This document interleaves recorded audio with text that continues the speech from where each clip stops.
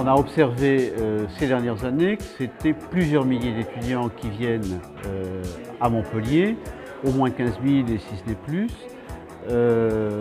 et que cet apport de population, en plus de population jeune qui est en interactivité avec la jeunesse universitaire montpelliéraine, avait bien sûr un impact direct sur l'économie, l'hôtellerie, la restauration, le commerce, mais avait aussi des effets indirects par le fait que découvrant Montpellier et sa région, ces étudiants sont amenés parfois à y revenir quelques années après, soit avec leurs enfants, soit avec leurs parents. Et donc cette première découverte de Montpellier qui se fait dans la durée, qui se fait pendant des séjours d'au moins 15 jours et parfois plus longs que ça, a véritablement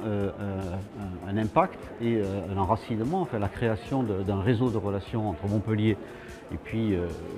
les pays du monde entier, qui est facilitateur ensuite pour l'activité proprement touristique.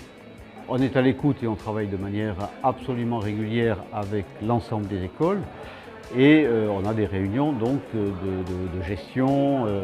de la qualité de l'accueil, de la réservation des chambres chez l'habitant, parce que c'est le plus souvent les modes d'accueil qui sont recherchés et préconisés par les écoles de langue elles-mêmes, de façon à pouvoir optimiser et améliorer au fil des ans la qualité de cet accueil.